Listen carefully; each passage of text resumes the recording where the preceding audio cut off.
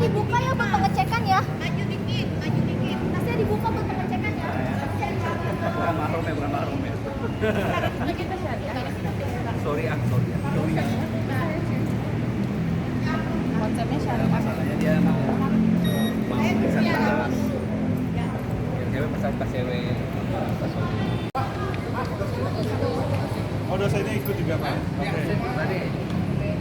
Oke juga. Untuk cewek juga, Pak?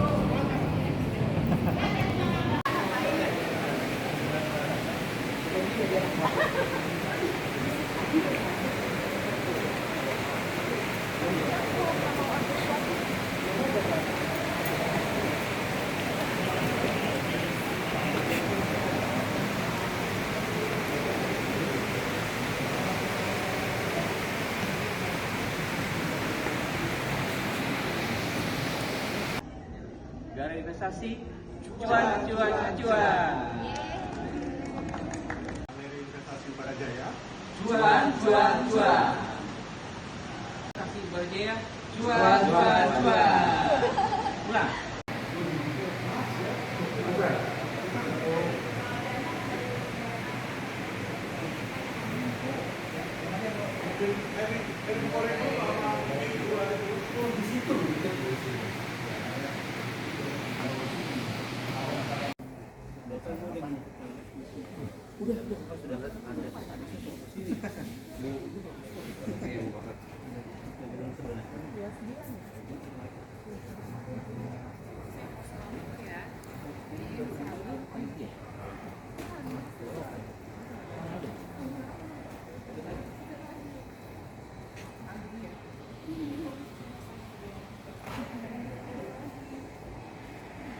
Males ya bro, males ya.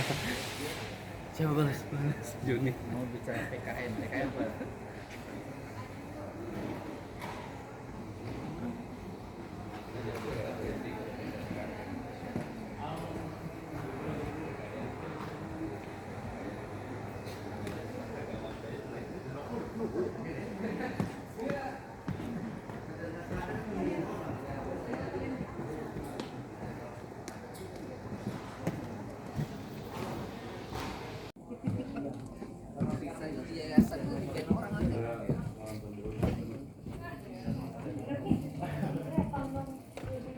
Kok maju kah? Waduh diambil nih. Nggak mau di sana, Pak? Nggak kelihatan, Pak, di sini, Pak? Oh, yang penting kedengaran. Kan perlu lihat materi juga nih, Pak.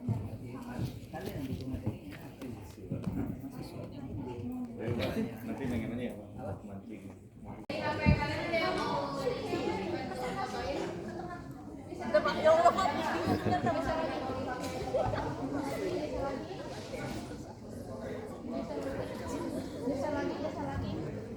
Sudah dapat ya. Ntar digabungin frame-nya. Bagi dua aja lah.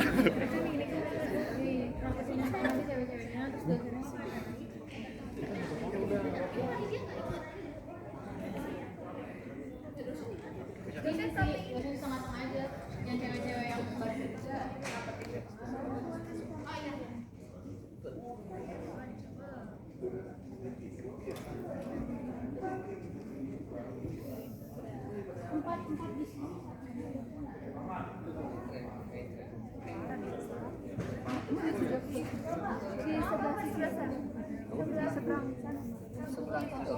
Ada yang mau jual, ada yang mau beli, ada yang mau jual gimana Mas? Nanti kita akan datang ke sini teman-teman semua.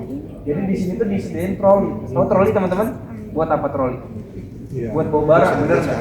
Nah barangnya apa kalau di sini? Namanya kertas yang beratus-ratus ribu lembar. Sama apa lagi teman-teman?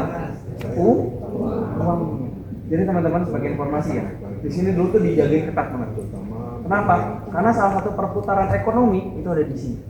Ya, saham orang-orang mungkin ada yang beli berapa ratus ribu, berapa ratus juta ya. Tapi kalau misalnya belinya perusahaan itu bermiliar-miliar. Zaman dulu miliar itu udah banyak banget, benar nggak teman-teman semua? Jadi benar-benar itu tuh dijagain teman-teman semua. Benar-benar keamanan itu ketat banget teman-teman semua. Apalagi kalau teman-teman tahu, biasanya kan pusat apa ibaratnya pusat perekonomian kan biasanya ada hal-hal ini ya, banyak yang ngancam apa dan sebagainya. Jadi kalau teman-teman tahu kenapa sekarang di Bursa Efek Indonesia, Mas kok saya nggak boleh parkir ya di Bursa Efek ya, bahkan naik mobil, naik apa dan sebagainya. Saya pun juga sama karyawan, saya parkirnya nggak di sini, pakai di PP teman-teman. Kenapa? Karena di sini tuh benar-benar dijadiin ketat dan itu terbatas parkirnya. Ya, gitu ya tadi ya teman-teman. Jadi benar-benar dulu tuh dijagain ketat banget. Nanti kalau orang yang mau beli mau jual, mereka harus bawa, yang mau beli bawa uangnya, yang mau jual bawa sahamnya. Mereka bertemu di sini. Mas, berarti di sini mereka boleh nggak negosiasi lagi? Boleh. Yang penting di sini adalah benar-benar sebuah pasar modal, teman-teman semua. Sering berjalan waktu, kita mulai ada yang namanya digitalisasi. Benar nggak teman-teman semua? Nah, teman-teman semua mungkin kerasa sekarang. Kalau dulu teman-teman, Mas saya dulu beli emasnya batangan, sekarang masih ada emas digital. Nah, kalau saham, lama-lama saham yang dulu tuh bentuknya warkat, yang kayak sertifikat, lama-lama berubah jadi digital, scriptless teman-teman semua. Ada yang namanya perdagangan remote trading. Jadi nggak harus teleponin brokernya, kalian bisa pakai aplikasi dan lain sebagainya. Ataupun dulu belum pakai aplikasi ya, dulu tetap telepon broker, tapi dari brokernya dia itu biasa masukin order lewat komputer teman-teman semua. Nah, seringnya berwaktu, akhirnya ada masa transisi dari tahun 98 atau 99 ke tahun 2010 maaf. Di tahun 2010 karena orang yang sini makin lama makin sepi, akhirnya credit call, dulu namanya credit call ya, diubah menjadi main call seperti sekarang ini. Mas, main hall tempatnya buat apa, Mas? Kepada teman-teman dosen ada Pak Adi, Bu Murti, Bu Rica, Pak Suprianto, Pak Indah dan Pak Fadli. Pak Riko satu lagi di mana? Ya. Ya, acara sekolah pas modal level 1 ini merupakan bagian dari edukasi keuangan yang mungkin pasti pasti akan berguna bagi peserta untuk bagaimana generasi muda untuk berkembang di masa depan ya, bagaimana mengatur keuangan dengan baik. Nah, di sini nanti pasti akan diberikan apa itu risiko dan manfaat dari investasi, yaitu pasti di situ. Dan saya harap semua dapat mengikuti dengan tuntas ya sampai akhir. Nanti kalau ada pertanyaan yang di dalam hati silakan dikeluarkan aja, nggak usah disimpan. Gitu ya. Jadi lebih wawasan lebih luas nanti tentang investasi. Sebagai penutup mungkin terima kasih kepada panitia dari tim KSPM dari Investasi Barajaya yang sudah bekerja dengan sangat keras dan luar biasa sehingga tercapainya kita sampai di acara SPM tahun 1 ini. Mungkin itu aja dari saya sebagai pembukaan. Wassalamualaikum warahmatullahi wabarakatuh.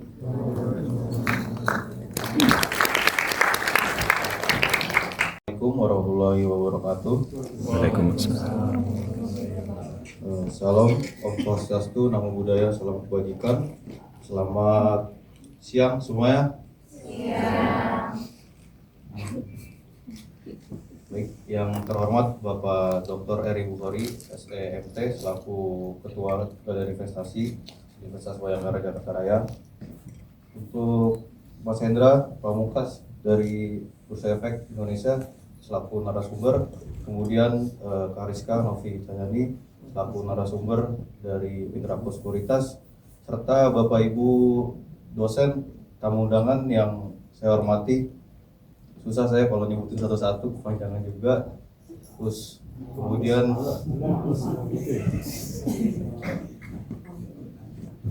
buat teman-teman semua mahasiswa-mahasiswi dari Universitas Bayangkara Jakarta Raya yang saya banggakan, puja puji syukur kehadirat Tuhan Yang Maha Esa, karena berkat dan rahmatnya kita bisa hadir di Bursa Efek mengikuti kegiatan sekolah pasar modal. Harapannya untuk acara hari ini teman-teman bisa menambah wawasan tentang dunia investasi, dunia pasar modal, dan tentunya buat bekal tantangan dunia keuangan tuh di masa yang akan datang. Mungkin nggak banyak dari saya mengucapkan terima kasih kepada teman-teman panitia dan teman-teman peserta udah mau meluangkan waktunya buat ngikut acara pada hari ini. Mungkin sekian dari saya. Wassalamualaikum warahmatullahi wabarakatuh. Warahmatullahi wabarakatuh semuanya. Waalaikumsalam.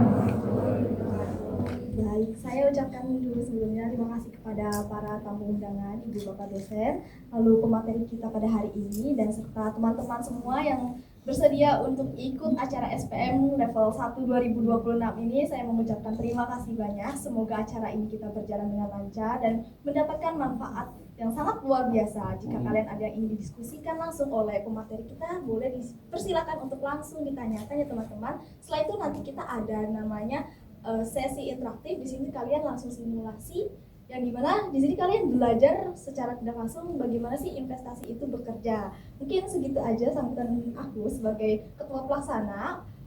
Baik, terima kasih. Wassalamualaikum warahmatullahi wabarakatuh. Sejahtera bagi kita semua. Oke, selamat pagi teman-teman. Gimana nih kabarnya hari ini? Masih pada semangat gak? Semangat dong. Oke. Pada sesi inti sekolah pasar modal hari ini, kita akan menyimak 2 pemaparan materi dari narasumber yang sangat luar biasa, yang nantinya akan langsung dilanjutkan dengan keseruan sesi Q&A dan bermain game seputar pasar modal dan investasi. Oke, tanpa berlama-lama lagi, mari kita sambut narasumber pertama kita, Bapak Hendra Pamungkas dari Bursa Efek Indonesia. Oke, kepada Bapak Hendra kami persilakan.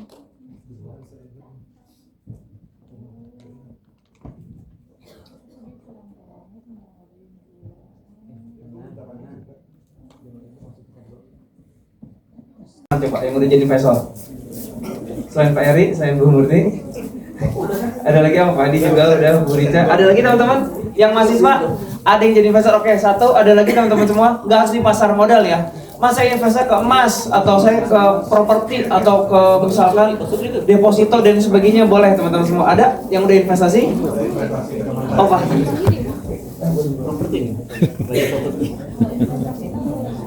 Investasi ke teman saya sendiri kabur. Oke. Mas, tadi yang udah angkat tangan kemarin investasinya Mas? RDP reksadana pasar uang. Oke, ada lagi selain RDPU Mas? Berarti sebelum ikut ini udah sempat invest ke RDPU ya? Ada lagi selain RDPU Mas? Oke, dengan Mas siapa? Mas Ria. Tepuk tangan buat Mas Ria ya teman-teman ya. Uang sahabat dari teman yang lainnya. Ada lagi teman-teman yang udah investasi? Boleh? Oke, Masnya kemana? Kemana? Saham. Oke, berarti sebelum ikut ini udah invest ke saham ya Mas ya? Selain saham ada lagi Mas?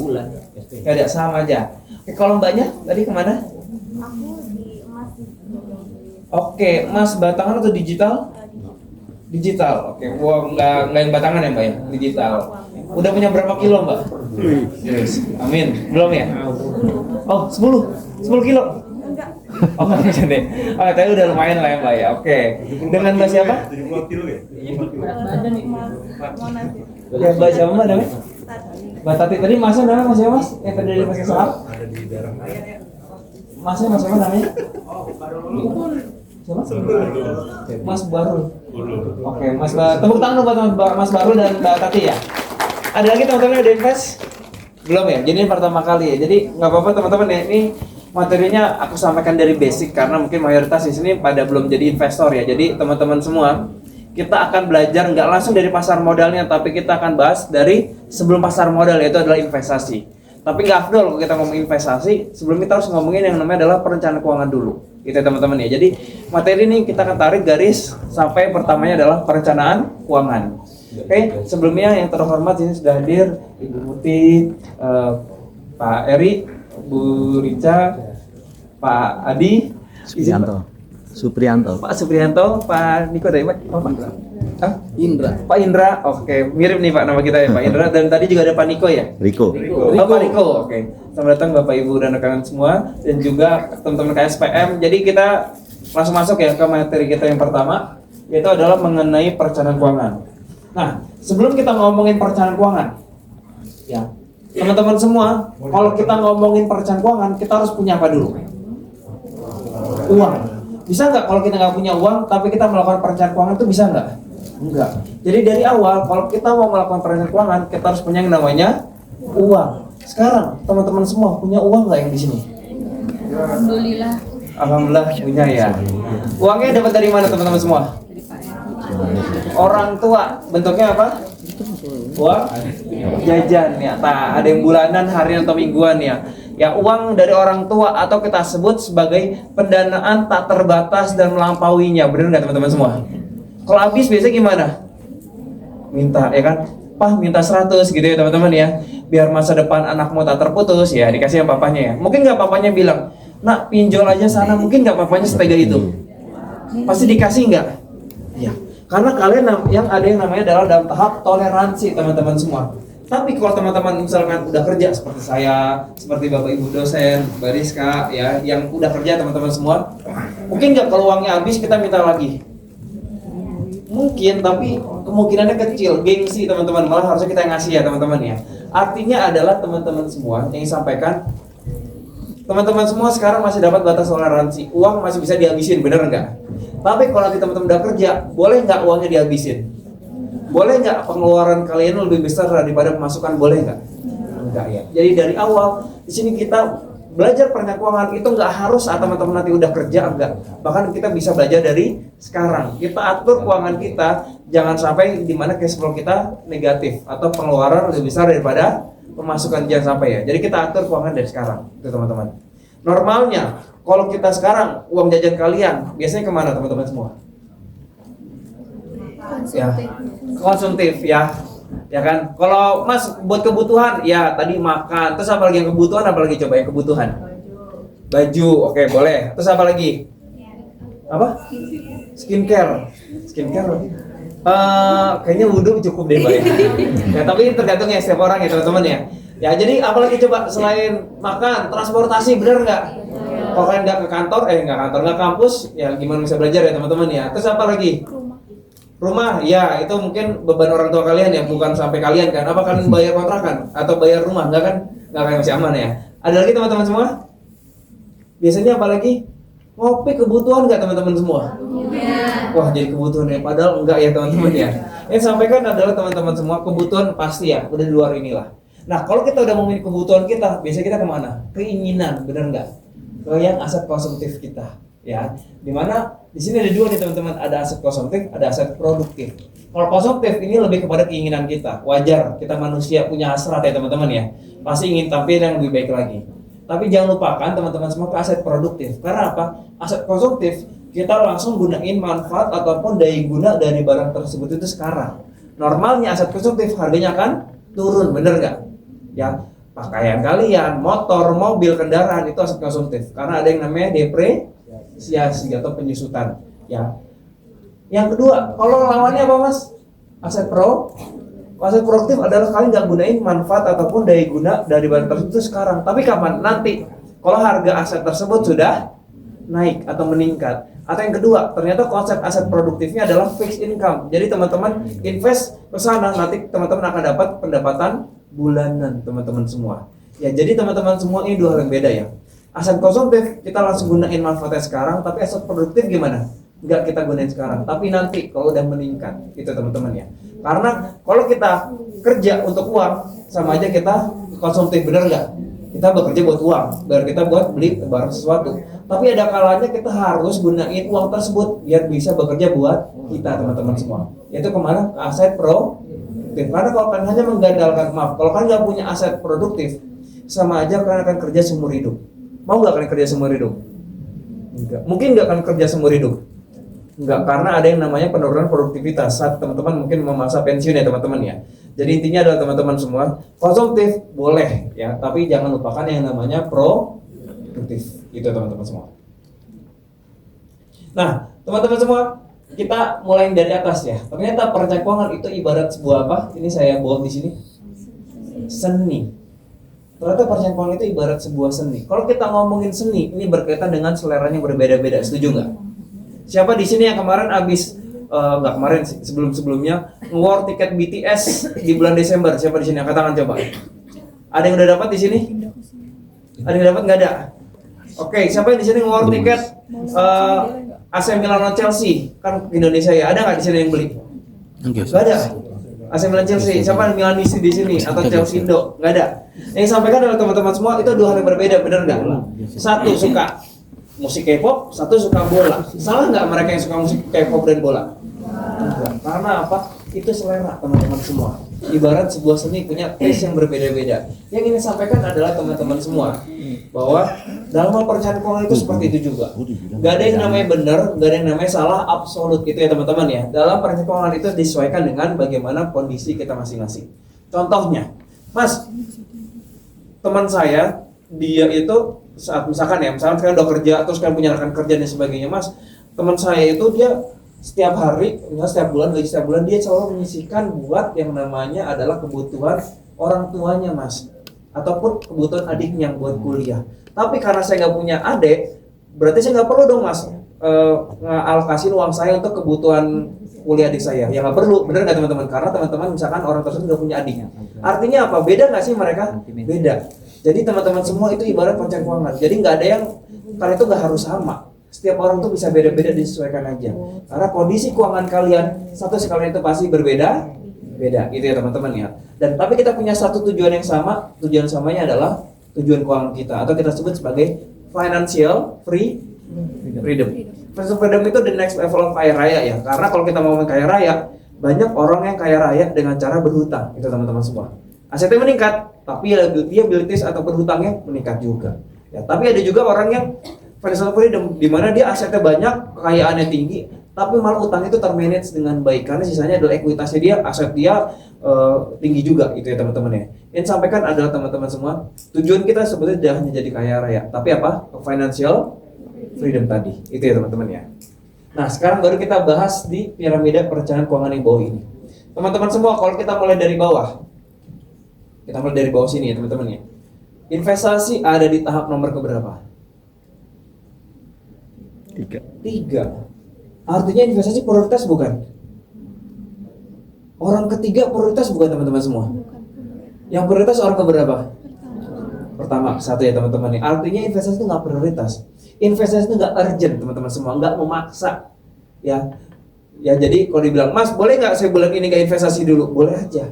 Investasi itu bisa ditunda teman-teman semua. Itu ya teman-teman ya. Jadi saya sampaikan bahwa investasi itu nggak urgent, nggak memaksa. Investasi bisa ditunda. Tapi kalau saya tanya lagi, investasi penting nggak teman-teman semua?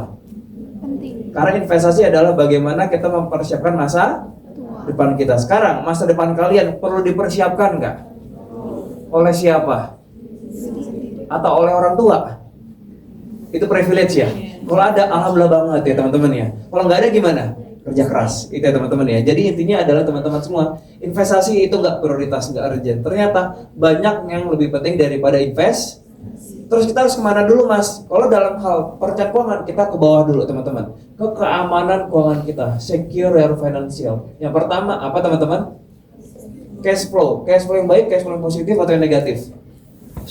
Positif. Cash flow positif, lebih besar pengeluaran atau pemasukan? Pemasukan. Kalau sampai kebalik, Mas, ternyata yang lebih besar pengeluaran saya. Apa yang terjadi biasa teman-teman semua? Ambil KTP, selfie, ngapain? Jangan sampai ke sana ya teman-teman ya. Kalau bisa kita atur keuangan kita dengan baik dulu. Jadi teman-teman, ini udah mandatori ya, apalagi kalau udah yang kerja ya. Kalau udah kerja, mandatori cash flow wajib positif. Karena apa? Kalau sampai cash flow yang negatif, apa sih yang terjadi? Otomatis kreditnya macet, benar nggak? Utang di mana-mana. Dana darurat atau tabungan nggak ada. Investasi, wah tabungan aja nggak ada, apalagi investasi ya teman-teman ya. Jadi dari awal kita harus punya cash flow yang positif. Itu udah kewajiban, harus teman-teman semua. Yang kedua, kredit atau utang. Boleh nggak kalian utang teman-teman semua? Utang atau kredit boleh nggak? Boleh. Kalau saya bisa menyampaikan gini teman-teman semua. Kondisi sekarang teman-teman masih kuliah, jangan dulu. Jangan ambil paylater lah, jangan ambil pinjol, jangan. Kenapa? Karena takutnya gini teman-teman semua. Kalau misalkan yang udah kerja, kenapa ngambil paylater, pinjol dan sebagai utang ibarat ya? Karena mereka udah ada yang namanya penghasilan ya teman-teman ya, penghasilan bulanan dan lain sebagainya. Jadi mereka bisa mengestimasi kira-kira pembayaran itu sekian dan sebagainya teman-teman semua. Kalau teman-teman yang udah masih kuliah belum kerja, kalian bisa nggak estimasi pembayaran kalian? Karena kalian belum ada pemasukan, tapi kan masih dapat dari orang tua. Kalau ternyata kalian belinya, Mas saya beli iPhone Pro Max, iPhone 17 Pro Max 2TB yang warna oranye, saya gitu ya teman-teman ya, biar reject banget misalnya teman-teman ya. Tapi saya belinya pakai sahabat ada kami, Mas.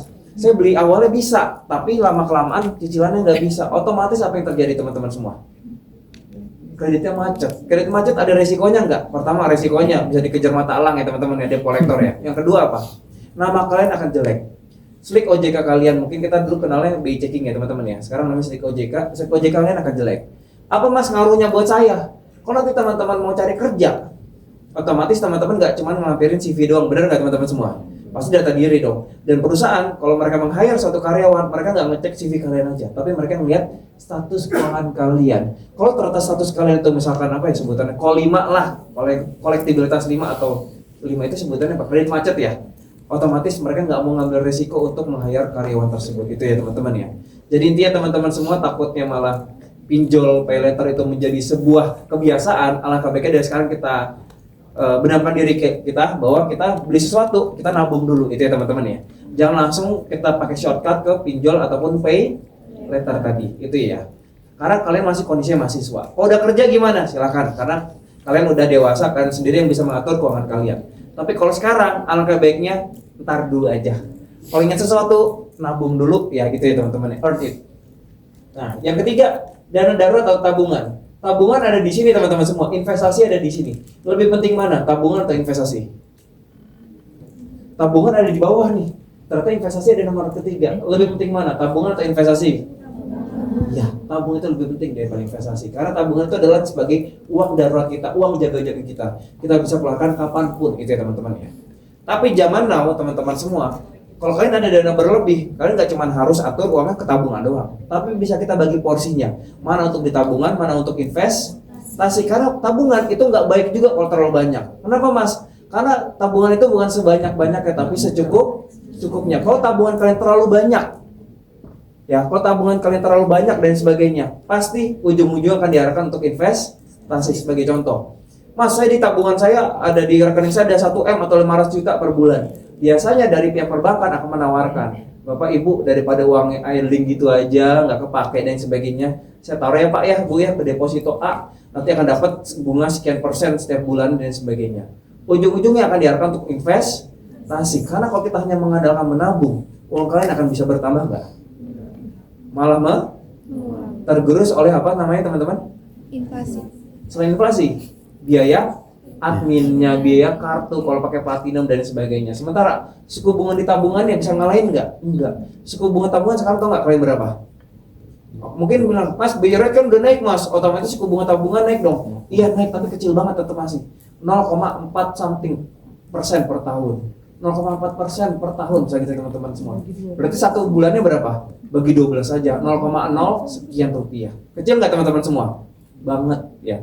Kalau kalian mau ke perbankan, investasi bukan di tabungan, tapi di mana? Huruf depannya D apa? Deposito. Itu ya teman-teman ya. Jadi beda ya. Tabungan untuk lebih uang kalian lebih aman lagi, investasi agar nilainya bertambah atau meningkat. Itu ya teman-teman ya. Nah, ini semua udah terpenuhi baru kita mulai invest. Sekarang saya mau tanya teman-teman semua, kalian semua di sini wajib nggak, harus nggak investasi di pasar modal Indonesia? Wajib nggak? Ada orang bursa loh di depan. Wajib nggak? Jadi wajib nggak ya? Nggak bermaksud mengintimidasi ya teman-teman, tapi nggak wajib. Karena apa? Kalian semua punya profil risiko yang berbeda. Mas, saya cocoknya investasi ke emas. Ke emas bukan saya ya, ke logam mulia maksudnya. Mas, saya cocoknya beli logam mulia. Monggo. Mas, saya cocoknya ke deposito, silahkan. Saya cocoknya ke kripto mas, ya silahkan. Jadi setiap orang punya profil risiko yang berbeda-beda, disesuaikan aja. Tapi di sini saya dari Bursa Efek Indonesia dan juga Mbak Rizka dari Pintar Sekuritas, kita ingin mengedukasi teman-teman semua bahwa investasi di pasar modal itu udah mudah dan juga murah. Mudahnya dulu, semudah kita belanja online. Teman-teman di sini ada nggak yang nggak pernah belanja online? Coba, yang nggak pernah ya, bukan yang pernah, yang nggak pernah. Bu Rija, nggak pernah? Bohong banget ya. Oh. Bohong banget ya. Ada yang nggak pernah belanja online? Angkat tangan. Satu tetangga. Istri. Pernah? Gampang nggak belanja online? Oh iya, Yang susah apa? Check outnya ya teman-teman ya, sama ya, harus bayar. Jadi semudah itu juga kita investasi, tinggal menggunakan apa teman-teman? Handphone.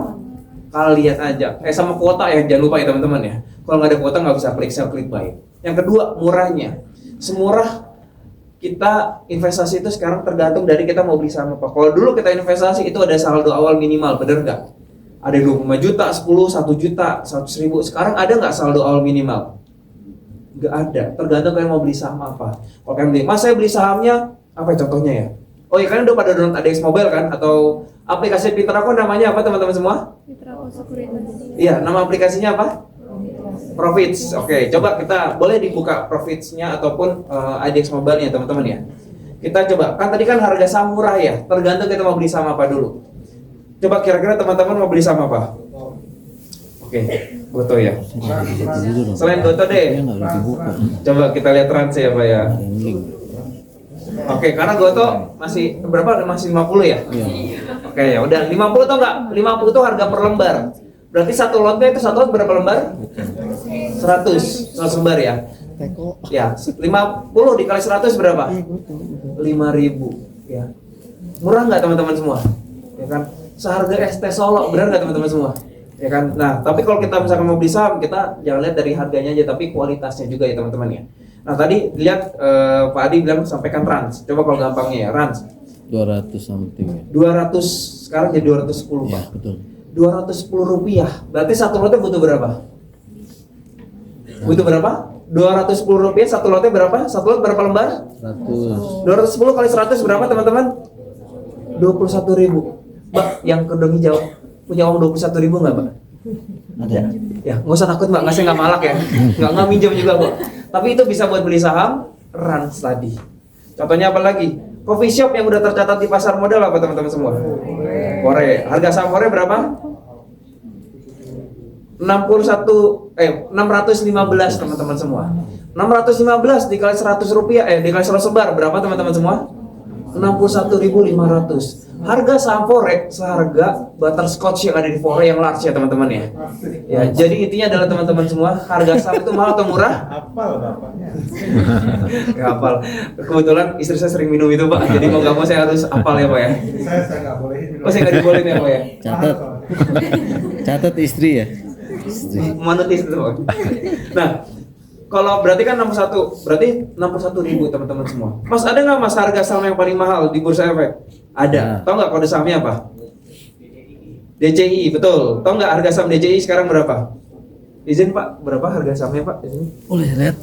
Oke, 191.375. 191.000 something per lembar. Satu lotnya berarti berapa? Butuh 19.137.500. Mbak yang kerudung hijau punya uang 19.137.500 nggak Mbak? Ada. Sama Mbak, saya juga nggak ada ya Mbak ya, jadi senasib ya. Jadi intinya teman-teman semua, harga saham mahal atau murah? Tergantung kita mau beli saham apa, gitu ya teman-teman ya.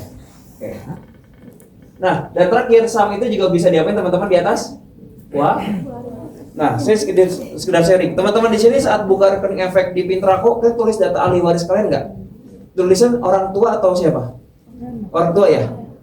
Nah, kalau teman-teman yang belum nikah, ditulis nama orang tua. Kalau udah nikah bisa tulis nama anaknya dulu ya, suaminya ataupun istrinya. Mas, saya belum nikah, tapi saya ditulis pacarnya. ya, jangan Mas, saya mau nulis pacar, seboleh nggak Mas? Jangan ya teman-teman ya. Takutnya kalau putus nanti jadi harta gono gini ya teman-teman ya. Tulis nama orang tuanya dulu aja. Ya, ini sekedar sharing. Teman-teman, tahun 2017 saya magang di Bursa Efek Indonesia. 2017 teman-teman ngapain? SD apa SMP? SMP ya, nggak jauh beda lah ya. Berapa menit Mas? 2000 kan? 17. 10 ya? Oke. Tanya dia. Nah, tadi Pak, 2017, oke, saya masih, tadi saya magang di Bursa ya. Dan waktu itu saat saya magang, ada seorang ibu, dia datang ke Bursa, dan dia waktu menemui supervisor saya. Saat dia 2017. menemui supervisor saya, dia sampaikan bahwa ternyata ibu tersebut habis ditinggal meninggal oleh suaminya teman-teman semua. Dan suaminya memberikan wasiat bahwa ternyata suaminya itu beli, udah jadi investor ibaratnya seperti itu. Dia udah beli saham. Dan ternyata dia beli sahamnya itu waktu itu zamannya masih zaman dulu teman-teman semua, karena dia bawa saham kalau nggak salah satu tas itu gede, banyak banget, beratus-ratus bahkan mungkin ribuan lembar ya teman-teman ya, ratusan ya, pokoknya banyak banget deh. Dia itu bawa kertas isinya saham semua, dan itu adalah wasiat terakhir dari suaminya teman-teman semua. Dia beli saham, tau nggak sahamnya dibeli apa? Dia beli satu jenis saham aja. Dia adalah beli satu jenis saham, dia beli saham Astra Internasional. Tahu teman-teman Astra Internasional? Perusahaan apa? Anjir. Produknya apa produknya? Otomotif. Motor ya, jadi motor, mobil ya. Motornya apa? Merek motornya apa? Honda teman-teman semua. Jadi kalau teman-teman tahu ada Bitkarbu, tahu ya yang buat ngedrug di BKT teman-teman ya. Itu dari Astra International. Mobilnya banyak.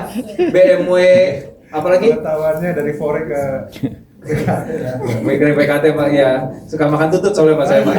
Kan? Terus apalagi jadi lupa nih Pak Madi, saya ngomong apa tadi ya? Apa sih tadi terakhir? Oh ya, mobilnya, mobilnya dari Toyota, Daihatsu, BMW dan lain sebagainya teman-teman ya. Jadi dia beli saham Astra, dia beli dari tahun 98 habis krisis ya teman-teman, 98 99 sampai tahun 2003 2004 teman-teman semua. Pas dilihat teman-teman semua, karena itu banyak banget, otomatis kan saya juga malas yang ya. Tapi pas dicek, kita bawa ke sekuritas, karena waktu nanya ke bursa, ini nilainya saham jadi berapa? Karena itu bukan ranahnya bursa, jadi kita arahkan ke sekuritas. Pas dicek teman-teman semua, saat itu kalau dinilai dari kertas sahamnya, trade confirmation ya, dia beli total investasi itu cuma 98 juta doang, nggak sampai 100 juta teman-teman semua. Nggak cuma sih, banyak ya 98 jutaannya.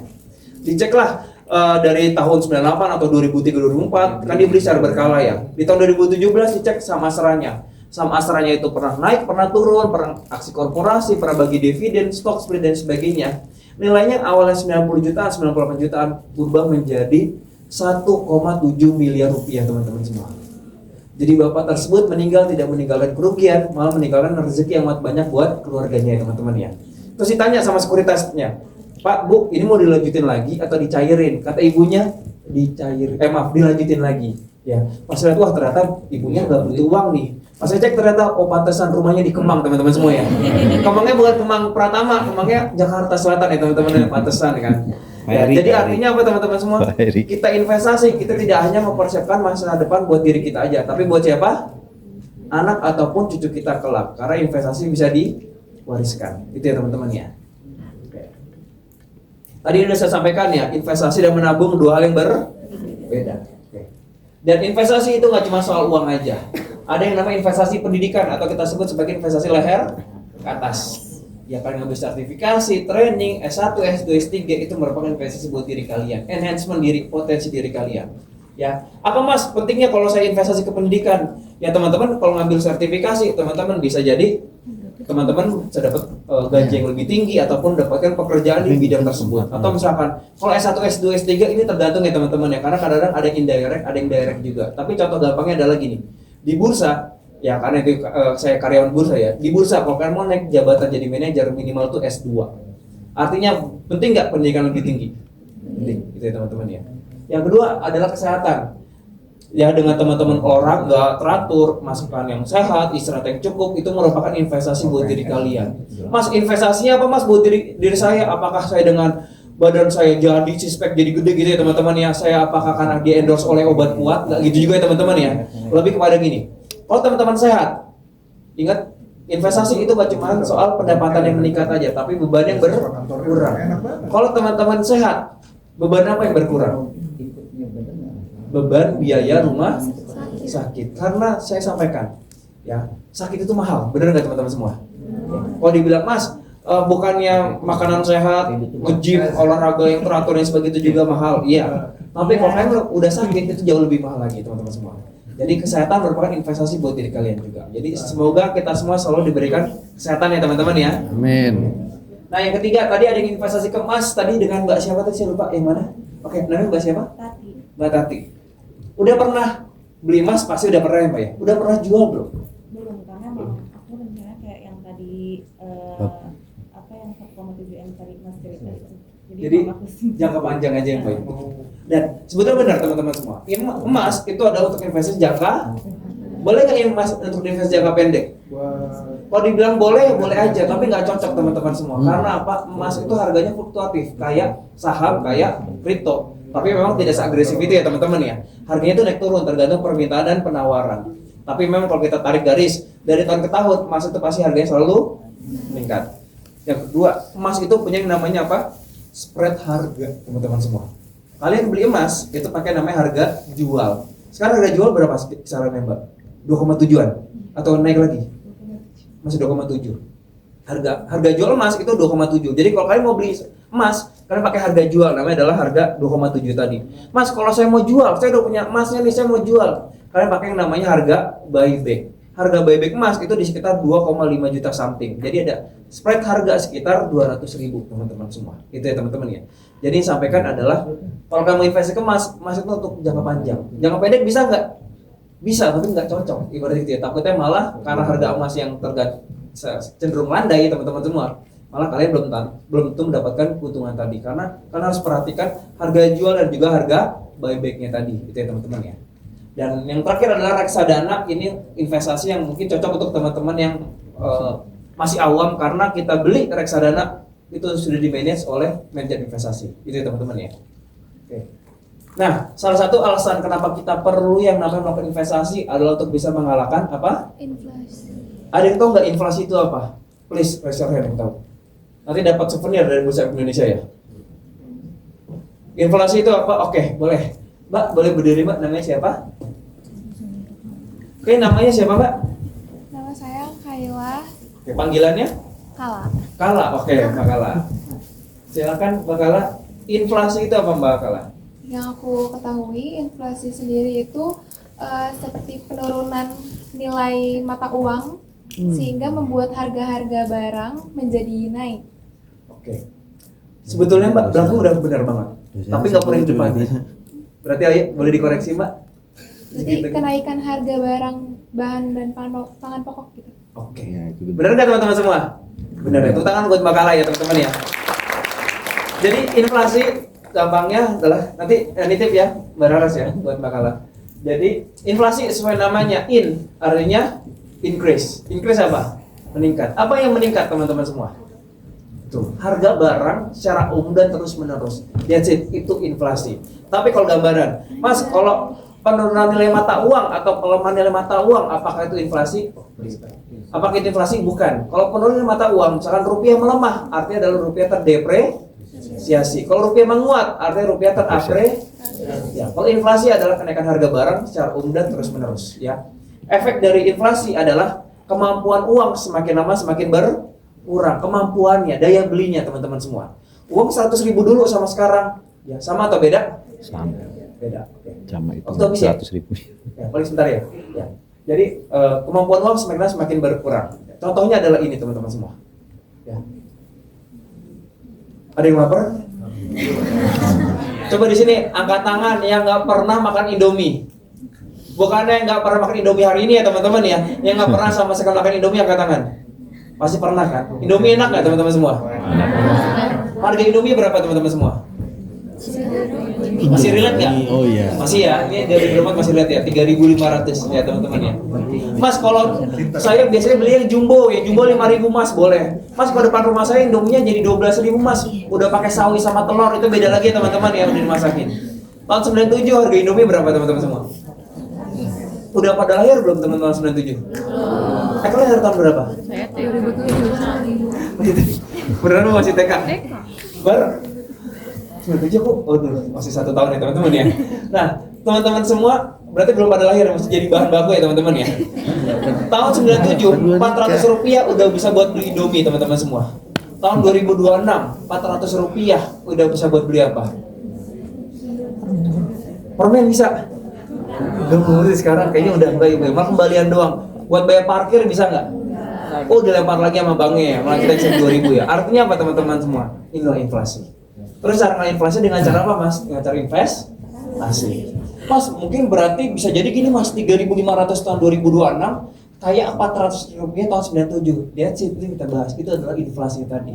Kemampuan uang semakin lama semakin berkurang karena efek dari harga-harga barang yang meningkat tadi. Itu teman-teman semua. Ya. Oke. Ini adalah kerugian akibat investasi bodong, ini data dari OJK ya. Selama tahun 2017 sampai 2025 lalu, kerugian akibat investasi bodong adalah 142,13 triliun. Dan investasi bodong itu punya ciri-ciri yang khas. Ciri-cirinya apa?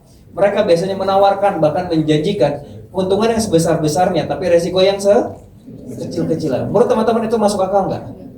Normalnya, Mas yang untungnya besar, resikonya gimana? Mas yang mau resiko yang kecil aja, keuntungannya gimana? Jadi udah pasti ya teman-teman ya, high risk, low risk.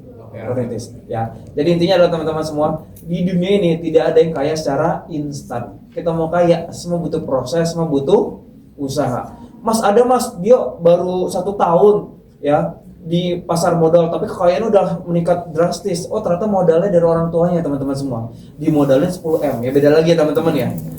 Intinya yang sampaikan adalah teman-teman semua kita harus tahu dulu ya. Dan setiap orang itu punya waktu yang berbeda-beda. Ya, gak ada yang namanya kayak secara instan, semua butuh usaha, semua butuh proses. Ya teman-teman seperti tahu ya, seorang Raffi Ahmad kenapa dia sekarang bisa jadi seperti sekarang ini? Kalau teman-teman tahu bagaimana kerja kerasnya dia, benar nggak? Dulu tuh kalau nggak salah ada yang namanya Dahsyat. Teman-teman udah pernah nonton belum? Pernah kan? Dia kan berapa kali pasti setiap hari Dahsyat, malamnya apa, masuk apa dan sebagainya. Karena kerja kerasnya tersebut sehingga dia bisa mengachieve seperti sekarang ini teman-teman semua. Ataupun ibaratnya, Mas ada Mas, misalkan saya nggak komen ya Pak ya, no komen ya. Nah selanjutnya adalah misalkan, Mas saya terinspirasi Mas dengan Mbak Putri Tanjung, misalnya gitu ya teman-teman, ini sekedar sharing aja. Tapi teman-teman semua, katanya dia nggak dimodalin Mas dari orang tuanya. Iya, mungkin dia bisa menginformasikan demikian. Tapi ya kali masa ada bapak yang tega ya, anaknya nggak dimodalin ya teman-teman, misalkan uangnya berlebih, benar nggak teman-teman semua?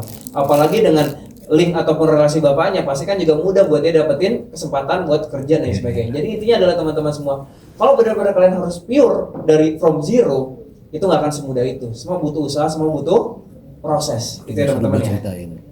Oke, dan ini contoh-contoh kerugian akibat investasi bodong, kasusnya teman-teman pasti sudah pada tahu ya. Dan ini slide terakhir saya. Nanti izin Mbak Rizka nitip materi terkait pasar modalnya ya, terkait produknya juga boleh Mbak Rizka ya.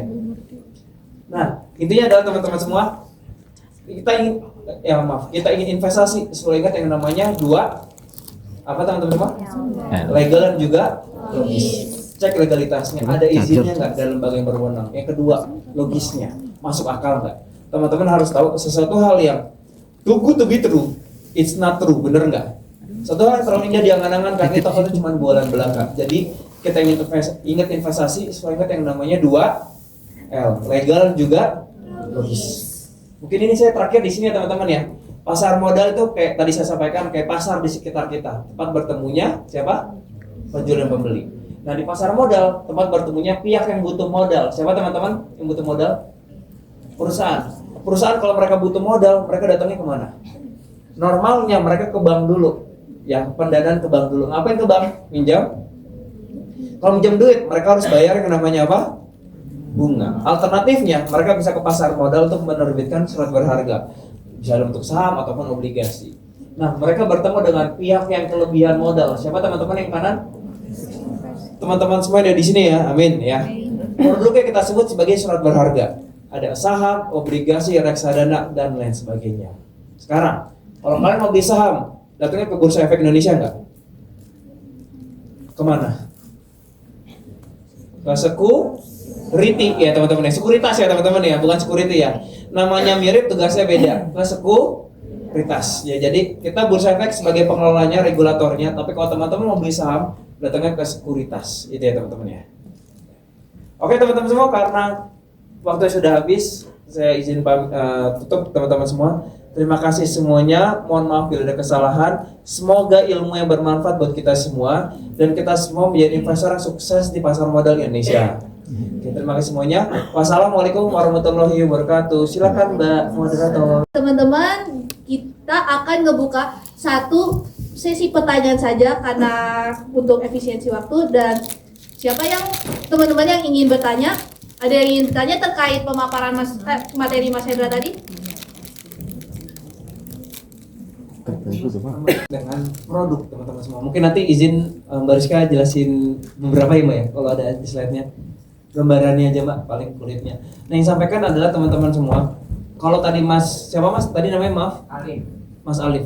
Mas Alif tanya untuk produk apa, instrumen apa yang kira-kira resikonya rendah ya? Iya betul Mas. Terus ibaratnya ya masih meningkat lah, walaupun ibaratnya tahu ya resiko rendah biasanya returnnya gimana? Rendah juga ya, low risk low returnnya. Yang sampaikan adalah kalau dalam kondisi ingin menjaga nilai ataupun hedging penilaian tadi, Mas Alif atau dan teman-teman semua, kita bisa melalui ke yang namanya instrument fixed income, pendapat tetap. Bisa kita ke yang namanya obligasi ataupun mungkin kalau di pasar uang itu deposito. Tapi zaman sekarang Mas, obligasi itu cukup mahal. Minimal berapa? 1 unit berapa sekarang? 1 juta. Ya lumayan ya. Kalau misalkan deposito gimana? Mas, deposito bukan yang minimal 50 juta ya Mas ya? Atau enggak tergantung perbankan masing-masing? Ya memang betul ya, agak cukup mahal. Nah berarti Mas kalau yang murah ada nggak Mas? Ada. Ya, tadi yang ke RDPU, tadi siapa masnya siapa yang tadi angkat tangan? Yang tadi investasi ke RDPU, boleh? Yang mas siapa ya tadi ya? Kayak kiri, oh masnya ya? Seperti mas siapa mas namanya? Iya. Mas Rian. Mas Alif bisa mengikuti Mas Rian tadi ke RDPU, reksadana pasar uang. Karena apa? RDPU itu adalah reksadana yang isinya mayoritas produknya adalah produk-produk perbankan. Ya, pasar uang tadi, seperti deposito A, deposito B, deposito berjangka C ya, ataupun medium term note yang notabene mereka adalah jangka pendek, teman-teman semua. Jangka pendek gimana mas? Ya mungkin di bawah 1 tahun, 3 bulan, 6 bulan, 7 bulan udah cair teman-teman semua. Ya, tapi mas saya pernah lihat RDPU mas, dia 1 minggu, 1 bulan dan sebagainya naikannya cuma 0,3% dan sebagainya. Iya, karena mereka apa? Mereka resikonya juga kecil teman-teman semua. Kalau teman-teman lihat RDPU pasti misalkan ada track record harga, pasti selalu hijau semua atau lagi naik semua. Karena apa? Ya memang isinya deposito itu ya teman-teman ya. Kan kalau saham pasti ada yang pernah hijau, pernah merah ya teman-teman ya, karena pernah terjadi penurunan karena fluktuatif ya teman-teman ya. Tapi kalau RDPU sudah seharusnya dia pasti akan hijau semua karena isinya adalah kayak deposito, deposito berjangka, MTN dan sebagainya gitu mas. Jadi saran saya kalau Mas Alif tadi ya Mas Alif ya, kalau ingin melindungi nilai ke yang namanya coba ke reksadana pasar uang ataupun reksadana pendapatan tetap RDPT. Memang RDPT itu resikonya lebih tinggi daripada RDPU karena RDPT isinya obligasi. Obligasi kenapa lebih beresiko mas daripada reksadana daripada deposito? Karena obligasi itu jangka panjang. Kalau di jangka panjang otomatis kan tingkat resikonya lebih tinggi nggak? Pasti, benar ya. Ibaratnya Mas Alif minjemin uang ke saya balikin saya minjem uang Mas Alif 1 juta dan Mas Rian minjem uang Mas Alif 1 juta juga. Tapi saya balik kalau Mas Rian balikin yang 1 juta itu 3 bulan doang. Tapi kalau saya 3 tahun mas, otomatis saya lebih jauh, benar nggak? Lebih beresiko nggak minjemin ke saya? Lebih beresiko karena bisa jadi saya bawa kabur, benar nggak? Bisa jadi saya gagal bayar. Tapi kan kalau Mas Rian cuma 3 bulan doang, pasti normalnya Mas Alif pasti ngasih ke Mas Rian ya uang 1 juta tadi, minjeminnya berarti gitu. Nah kalau saya ingin dipilih oleh Mas Alif, apa yang saya lakukan? Saya ngasih nilai lebih dong. Itulah kenapa reksadana pendapatan tetap ataupun obligasi itu returnnya lebih tinggi daripada RDPU karena dia lebih jangka panjang tadi. Itu Mas Alif ya. Semoga menjawab ya mas ya. Mungkin salah 2 pilihannya adalah tadi RDPU dan RDPT. Sama-sama. Oke, terima kasih atas pertanyaannya. Jadi dapat saya simpulkan untuk materi dari narasumber pertama, kita sudah mempelajari tentang perencanaan dan pengelolaan keuangan. Lalu apa perbedaan saving dan investment, lalu jenis-jenis investasi itu apa aja, dan apa pengertian dari pasar modal. Betul ya mas? Betul. Oke, baik.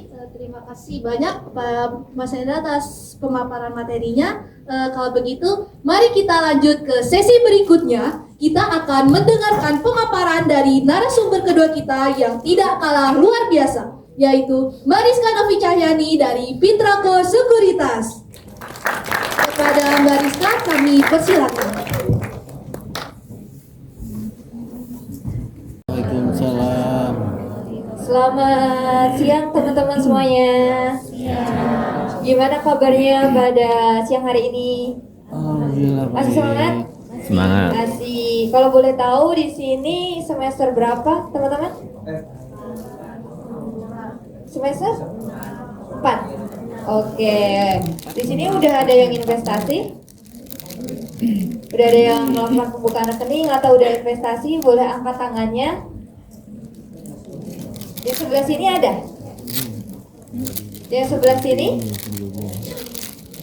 Udah ada yang buka ini akun atau udah investasi? Oke, kalau yang sebelah kanan saya udah ada yang investasi teman-teman? Belum. Oke, baik.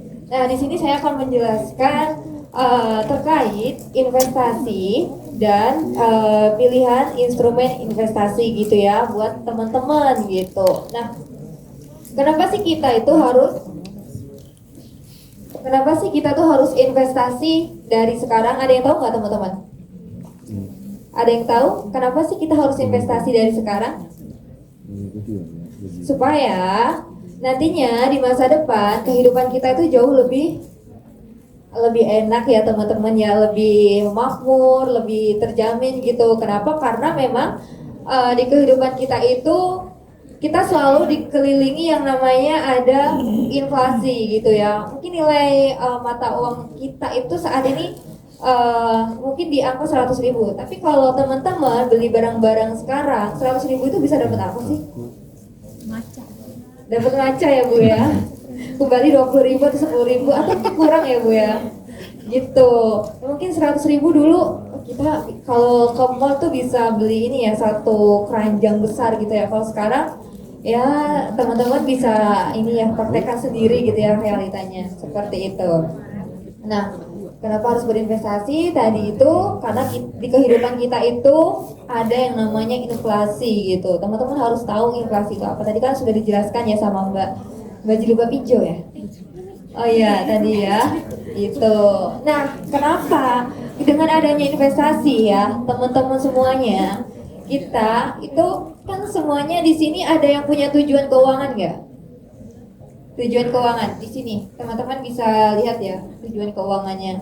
Ada jangka pendek, ada yang jangka pendek, ada jangka menengah, ada jangka panjang gitu. Nah dari masing-masing tujuan, ketiga tujuan ini, teman-teman tuh pengen mencapai apa nih?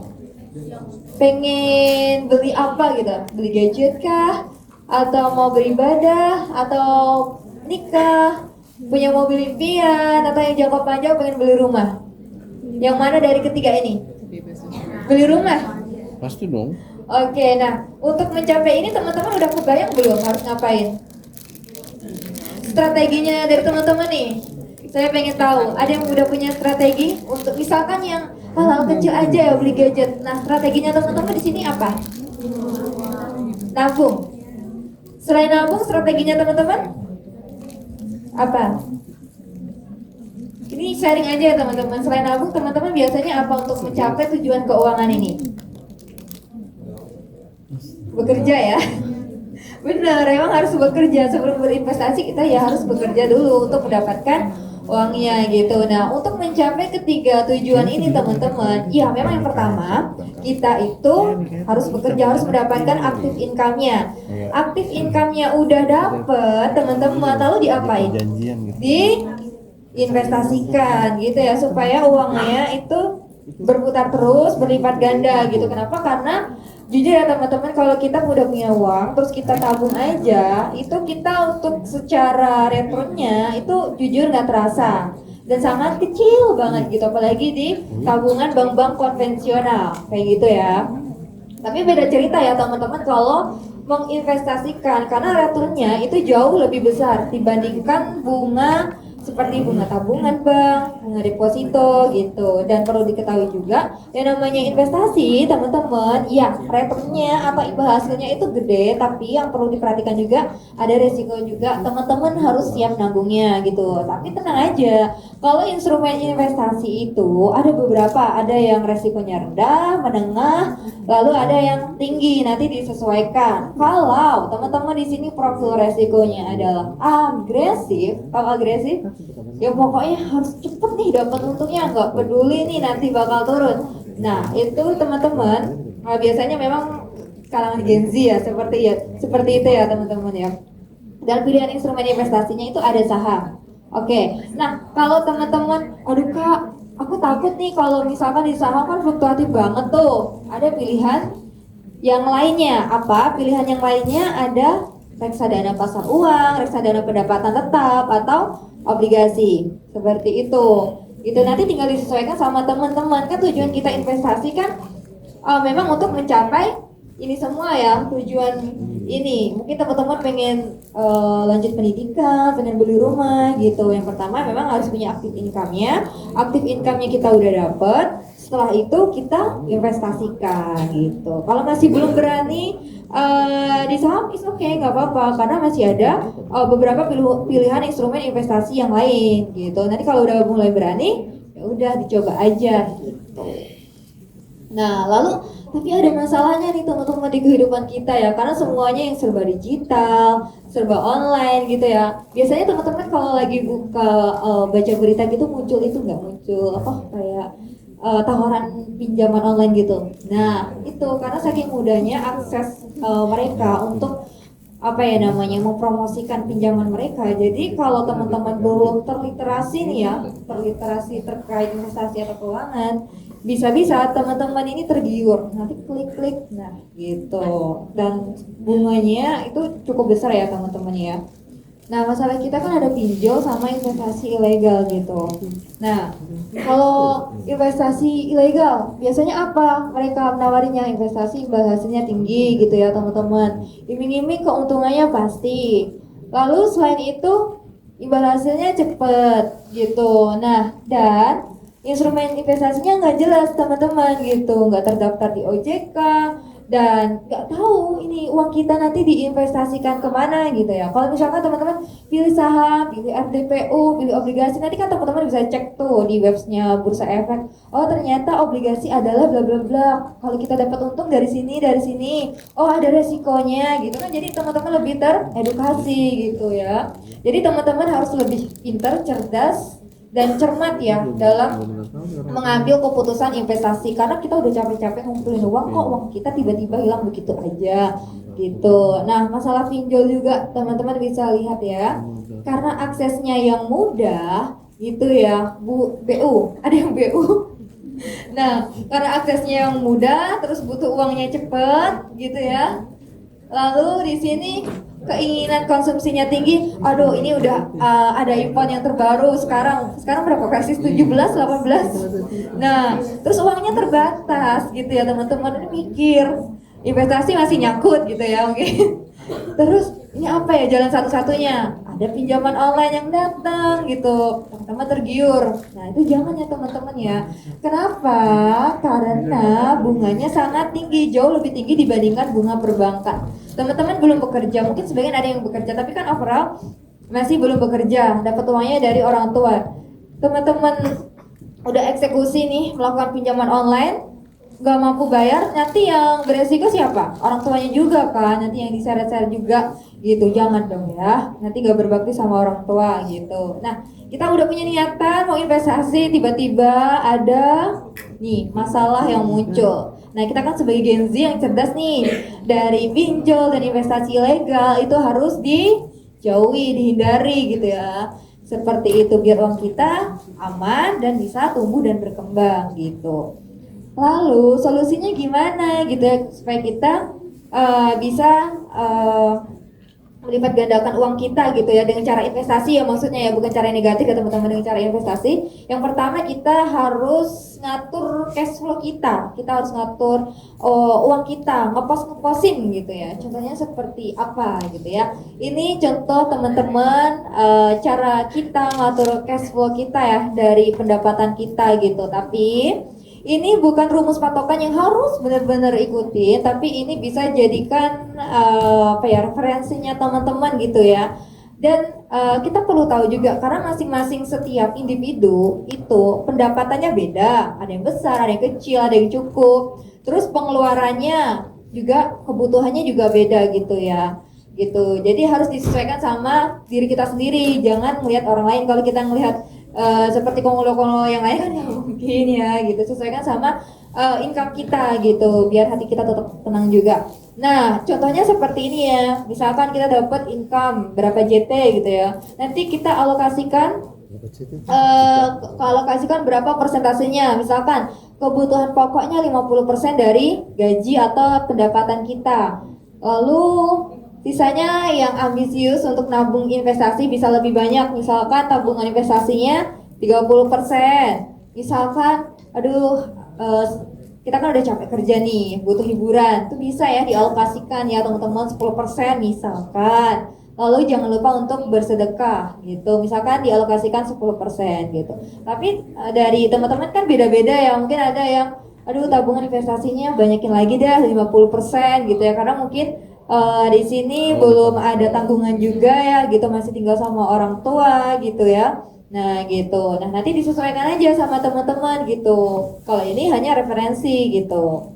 Lalu di sini teman-teman juga bisa lihat nih, kalau nabung sama investasi itu kan beda ya teman-teman ya. Sama-sama kita menyimpan uang, tapi itu akhirnya nanti juga berbeda. Kenapa? Kalau menabung itu ibaratkan kita seperti kura-kura ya. kalau investasi seperti Cita gitu ya, startnya sama nih, disuruh lomba lari nih dari Kura-Kura sama Cita, yang sampai tujuan yang mana? Cita gitu ya. Jadi sama, kalau nabung itu kita lama banget. Kenapa? Karena secara returnnya itu jauh lebih kecil, belum lagi kepotong sama biaya-biaya administrasi, kemudian ada biaya misalkan di deposito aja itu untuk biayanya atau bunganya ada 20% gitu ya. Pajaknya ya teman-teman ya. Lalu kalau di investasi dia jauh lebih cepat karena returnnya jauh lebih tinggi. Tapi perlu diingat resikonya juga jauh lebih tinggi dibandingkan dengan menabung gitu. Lalu, nah ini ada beberapa instrumen itu harusnya instrumen investasi ya. Nah, deposito itu juga termasuk ke instrumen keuangan. Nah, yang ketiganya ada reksadana, kemudian ada obligasi, dan ada saham gitu. Nah, dari masing-masing ini, yang returnnya paling tinggi yang mana? Yang merah ya? Apa yang merah? Saham gitu ya. Yang ketiga lainnya itu jauh lebih kecil gitu ya secara returnnya, dan resikonya juga dari ketiga ini jauh lebih kecil. Nanti teman-teman bisa sesuaikan aja itu profil resikonya cocoknya di mana gitu ya, apakah di deposito, di reksadana, di obligasi, atau di saham gitu. Nanti tinggal disesuaikan. Lalu, nah di sini kalau investasi versus menabung, tadi kan kita ilustrasikan seperti hewan. Nah ini kita ambil secara angka ya gitu. Kalau investasi misalkan kita modal awalnya 10 juta, saldo awalnya ada 10 juta. Kepencet. Udah digedein. Nah, sama-sama 10 juta ya teman-teman ya. Kalau di investasi kita misalkan pinter nih cari saham yang bisa mendapatkan return yang tinggi, kita bisa dapetin returnnya 10% gitu ya. Nah, di tahun pertama kita bisa dapetin keuntungan 1 juta. Dari modal 10 juta ke 1 juta berapa? 11 juta. Nah, lalu di tahun kedua kita putar kembali uang kita. Tadinya kan kita udah nabung terus dapat imbal hasilnya, jadi totalnya 11 juta. Nah, 11 juta kita investasikan lagi, dapat nih 10%. Jadi berapa? 12 juta 100 ribu. Lalu kita investasikan di tahun ketiga berapa? 13 juta 310 ribu ya total akhirnya. Nah, tapi teman-teman kalau menabung, teman-teman bisa lihat nih, kita sama-sama nih menempatkan dananya sebesar 10 juta. Bunganya hanya sekitar 0,64% ya di bank BUMN gitu. Nah, kita dapetin bunga atau returnnya itu sebesar 64.000. Belum lagi teman-teman perlu diingat ada biaya adminnya. Misalkan per tahun kita ambil 120.000. Ini belum lagi ada pajaknya, ini saya nggak lampirkan pajaknya. Otomatis kan uang kita malah habisnya itu ke biaya-biaya itu tadi teman-teman gitu ya. Di tahun ketiga berapa totalnya jadinya? 9.826.817. Coba dilihat yang di atas. Kalau di atas investasi lebih meningkat ya teman-teman ya. Kalau nabung malah turun gitu, lebih kecil gitu. Nah, apakah investasi saham itu aman teman-teman? Tadi kan ada beberapa pilihan produk ya. Ada deposito, reksadana, obligasi, dan saham. Nah, kalau biasanya Gen Z itu sukanya memang yang cepat gitu keuntungannya gitu. Tapi resikonya juga jauh lebih tinggi gitu. Jangan all in ya teman-teman kalau misalkan di saham gitu. Nah, di saham itu aman karena ada lembaga yang menjaminnya, yang namanya adalah Security Investor Protection Fund. Nah, lembaga ini menjamin dana investor dari risiko kejahatan yang mungkin aja terjadi gitu ya. Dana ini dijamin sebesar 2M untuk tiap SID-nya gitu. Nah, lalu keuntungan dan resiko investasi di saham gitu ya. Teman-teman, kalau keuntungannya apa? Teman-teman udah familiar belum? Nah, ada capital gain dan mudah, terus kita juga bisa dapetin dividen gitu, teman-teman. Teman-teman yang udah investasi di saham-saham, misalkan saham-saham bank ya, bank besar gitu ya. Ini disclaimer on saham BMRI, kemudian BBRI itu juga membagikan dividennya cukup tinggi, teman-teman. Dan itu lumayan juga untuk bisa menambah uang jajan kita gitu. Nah, capital gain itu apa sih? Kalau capital gain itu selisih keuntungan nih teman-teman dari harga beli ke harga jual. Misalkan teman-teman beli saham ABCD di harga 1.000. Nah, harganya 1 minggu kemudian naik nih jadi 1.100. Nah, teman-teman pengen jual. Nah, keuntungannya teman-teman dari selisih harga beli dengan harga jual itu tadi gitu. Lalu ada resikonya teman-teman. Resikonya itu adalah kebalikan dari capital gain, ada capital loss gitu. Nah, ini kerugiannya akibat selisih harga belinya itu yang lebih tinggi kalau dibandingkan dengan harga jualnya. Dan perlu diingat juga di saham itu ada yang namanya delisting. Jadi saham perusahaan itu yang sudah tercatat di Bursa Efek Indonesia itu bisa aja loh teman-teman keluar dari Bursa Efek Indonesia. Jadi dia tidak TBK nanti, dia udah nggak masuk ke bursa. Kenapa? Karena ada beberapa hal. Memang salah satunya ada Aqua dulu itu pernah dia IPO di bursa, udah tercatat nih di bursa, tapi dia ingin delisting gitu ya, keluar dari bursa. Tapi bukan yang negatif ya, karena keinginan sendiri gitu. Juga ada saham-saham yang di delisting seperti Sritek dan kawan-kawannya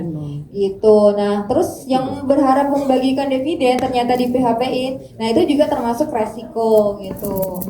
Nah, lalu di sini ada gaya investasi atau trading yang bisa teman-teman sesuaikan gitu. Ada yang berdagang itu kan bahasa gampangnya, tapi bahasa di saham itu namanya adalah trading saham. Lalu investasi. Nah, kalau investasi sendiri, teman-teman, di sini ada dua, ada lamsam, ada menabung. Kalau lamsam, teman-teman misalkan teman-teman tiba-tiba dapat warisan gitu ya, 1 miliar. Jadi teman-teman bingung nih uangnya mau diapain gitu kan. Nah, teman-teman langsung masukkan ke salah satu saham. Itu namanya adalah lamsam investing. Nah, yang selanjutnya itu ada nabung saham. Nabung saham itu cocok ya buat teman-teman atau kayak kita gitu ya, yang mendapatkan pendapatan rutin gitu. Nah, pendapatan rutinnya itu nanti misalkan 1 bulan dapetin penghasilannya misalkan berapa juta. Nah, misalkan 20%-nya nanti dialokasikan buat investasi. Nah, itu cocok buat kita gitu ya, buat teman-teman semuanya gitu ya, karena tidak memberatkan gitu. Seperti itu. Nah, ini kalau untuk ilustrasinya trading saham. Trading saham itu dia aktif teman-teman gitu. Kenapa? Karena dia mencari keuntungannya tuh secara cepat. Nggak apa-apa, untungnya nggak besar, tapi dia rutin dapat keuntungan. Kalau yang trading saham, misalkan beli 1.000, jual 1.100, lalu turun lagi beli, lalu naik lagi dijual, turun lagi beli, terus naik lagi nggak dijual gitu ya, karena berharap naik tinggi lagi, terus kok malah nambah turun, ya udah jual rugi gitu ya. Lalu naik lagi dibiarin, turun lagi beli, lalu jual gitu. Dia aktif kalau trading saham. Tapi kalau lamsam, nah kalau lamsam ini dia hanya menempatkan dananya dalam satu waktu gitu. Misalkan hari ini teman-teman dapat warisan atau duit hadiah tiba-tiba 1M gitu ya, langsung diinvestasikan di hari ini, lalu ditunggu misalkan 5 tahun atau 10 tahun baru dijual. Nah, itu namanya adalah lamsam saham ya lah. Ini untuk yang lamsam. Lalu yang strategi 3 itu ada yang namanya menabung saham. Kalau menabung saham itu teman-teman belinya rutin, ya bisa setiap bulan, bisa setiap minggu gitu ya, tergantung periodenya teman-teman. Gitu, misalkan beli 1.000, kemudian naik lagi dibiarin, turun lagi beli, naik lagi biarin, turun lagi beli, lalu naik lagi dibiarin, lalu turun lagi beli, terus beli lagi, terus sampai waktu yang sudah ditentukan ingin jualnya itu di tahun keberapa gitu. Nah, kalau menabung saham memang ya kayak kita nabung di perbankan gitu ya, rutin gitu. Tapi kalau trading dia orang dagang gitu, misalkan dagang cabai, dagang apa gitu ya, seperti itu. Nah, ini saham bisa dijadikan sebagai mahar teman-teman. Ini ada nasabah dari kita Sekuritas. Ini saham yang dijadikan mahar itu adalah saham Sido sebanyak 274 lot. Nah, teman-teman di sini yang cewek-cewek, siapa yang pengen dikasih mahar saham? Angkat tangannya, nggak usah malu-malu. Ada? Ada, oke. Nah, cowoknya ada yang pengen ngasih ini saham sebagai mahar, angkat tangannya. Nggak ada ya teman-teman ya. Oke, ya udah nggak usah dideketin. Oke, nah teman-teman kenal nggak sama beliau-beliau ini? Nah, kenal kan? Nah, beliau ini selain memiliki bekerja keras, punya perusahaan-perusahaan banyak, mereka juga investasi di saham juga ya teman-teman ya. Karena mereka tahu kalau cuman bekerja keras aja, nanti anak keturunannya bakal diwarisin apa gitu kalau nggak dimulai dari investasi gitu. Ya meskipun kekayaan kita belum selevel mereka, setidaknya kegigihan, terus kerja kerasnya dan kemauannya untuk investasi itu yang perlu kita ikutin gitu ya. Kita ambil positifnya seperti itu. Nah seperti itu ya teman-teman. Nah kita kan udah belajar ya teorinya. Kalau nggak dipraktekin gimana kita bisa mencapai tujuan keuangan, pengen punya rumah, pengen punya gadget gitu ya. Nah caranya teman-teman kalau mau mulai itu memang untuk beli saham, beli reksadana atau beli obligasi itu harus melalui perusahaan sekuritas gitu ya. Dan sekarang di perusahaan sekuritas itu teman-teman dimudahkan untuk pembelian instrumen investasinya itu secara online. Dan untuk bisa beli tersebut pastinya teman-teman harus punya rekeningnya terlebih dahulu ya. Sama kalau teman-teman di perbankan gitu ya. Kalau mau nabung terus mau beli deposito, nah itu harus buka akunnya terlebih dahulu. Sama kalau di sini teman-teman harus buka akunnya. Kalau akunnya udah jadi, baru teman-teman bebas mau beli saham apa, mau beli obligasi kah gitu ya. Seperti itu. Dan di sini saya juga udah dapat info sebagian udah buka akun ya teman-teman ya di Profis Anywhere. Oke, sudah, nanti minta dipraktekkan aja. Kalau bingung mungkin bisa ikut kelas kita. Kita juga ada kelas di Pintrapo Sekuritas, namanya adalah kelas bisa belajar investasi sampai bisa. Itu setiap hari Sabtu teman-teman, jam 9 pagi dan pastinya online dan gratis. Nah ini khusus buat teman-teman yang sudah menjadi nasabah kita, dan materinya bervariasi banget teman-teman. Jadi teman-teman gak bakal bosen gitu ya. Mungkin teman-teman yang aduh bosen sih belajar saham, nah tapi nanti kita juga selingi belajar produk-produk investasi yang lain gitu. Yang suka trading kita juga ada nih produk investasi namanya adalah single stock futures gitu ya. Ini cocok buat teman-teman yang scalper, trading gitu ya. Soalnya teman-teman dari KSPM juga ya, kita bulan lalu ya kita ngadain kelas SSF juga gitu. Nah itu cocok nih buat teman-teman yang agresif gitu ya. Kalau teman-teman yang masih takut, pengen coba aja deh nabung saham, itu bisa. Nanti pilih saham yang memang beneran saham yang nggak terlalu berfluktuatif seperti itu. Dan ini saya juga berapa menit, 2 menit ya, saya tampilkan sekilas aja ya teman-teman. Ada ini dari kita, gimana sih caranya kita kalau mau jual, mau beli. Nah ini tampilan dari Profis desktop kita ini yang terbaru. Ini sangat easy sekali buat teman-teman ya gitu ya. Nah ini adalah tampilan order booknya ya teman-teman ya, seperti itu. Jadi teman-teman bisa lihat pergerakan harga saham gitu ya.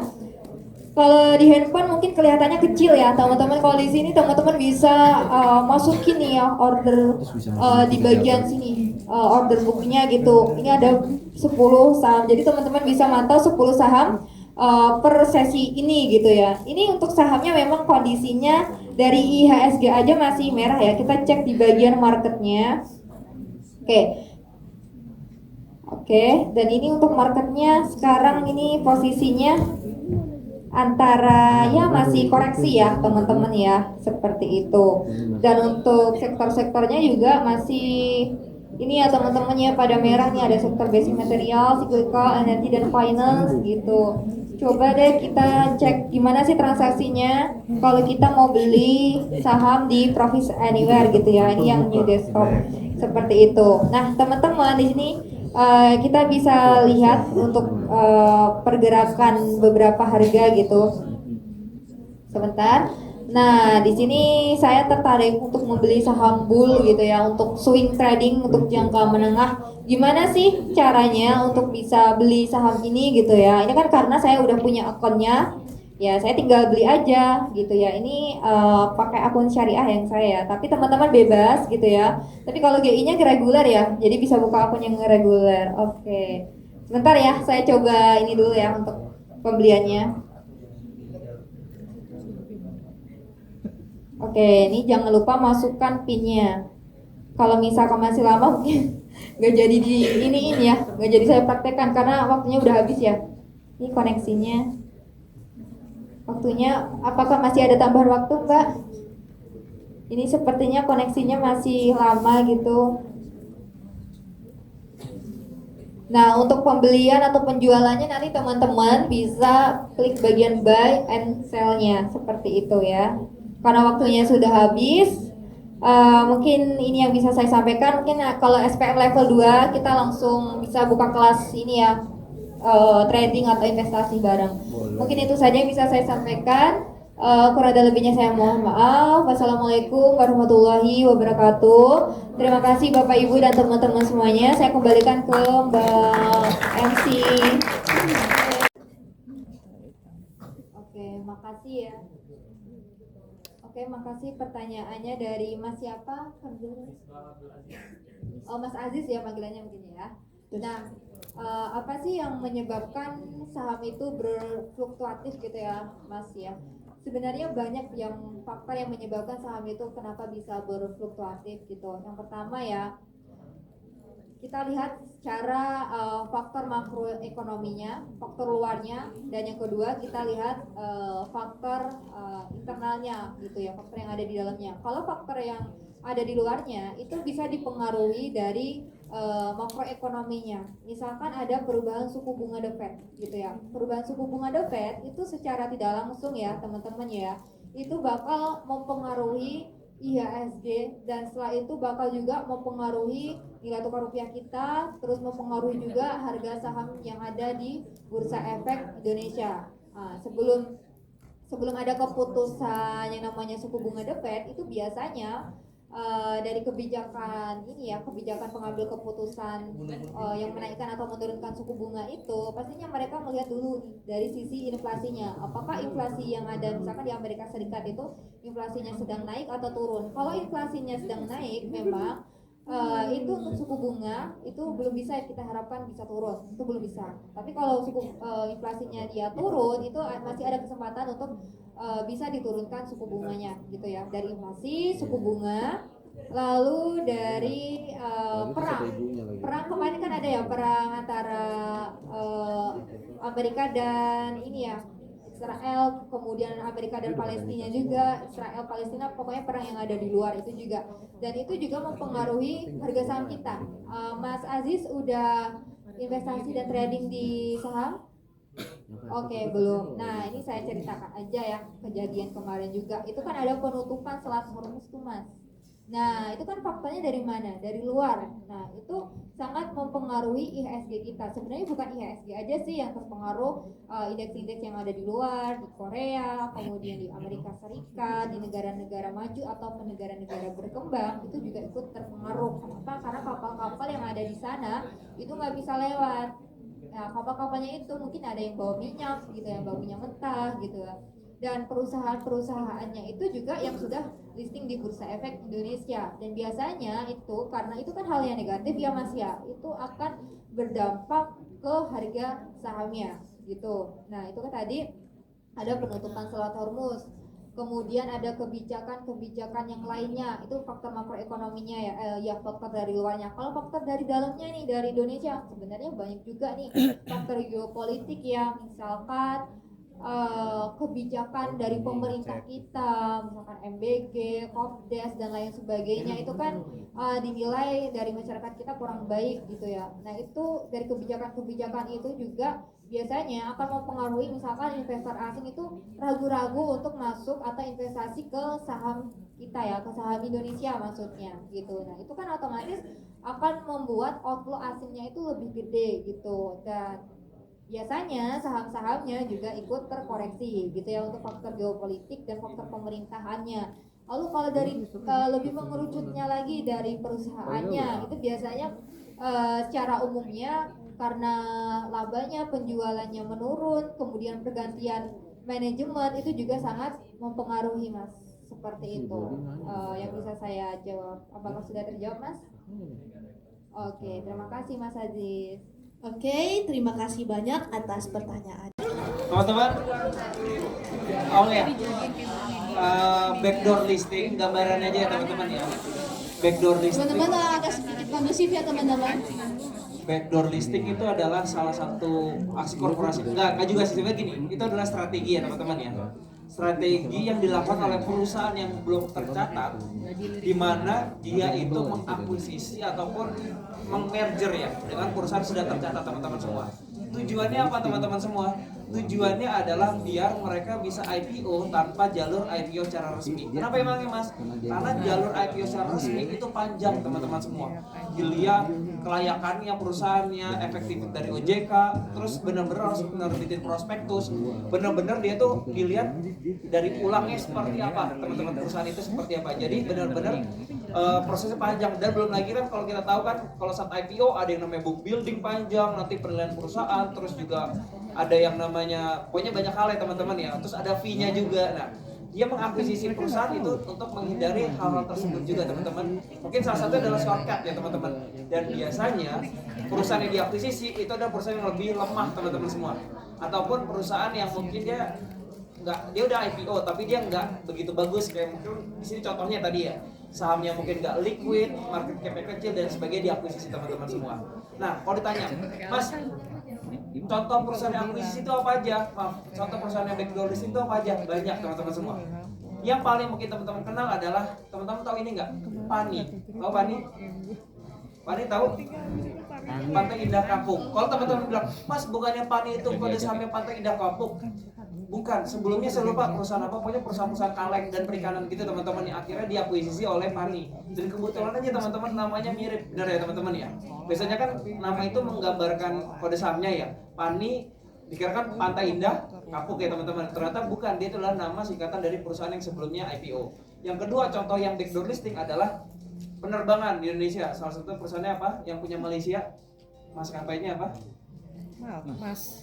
Maskapai Malaysia yang juga beroperasi di Indonesia, Air Asia ya teman-teman ya.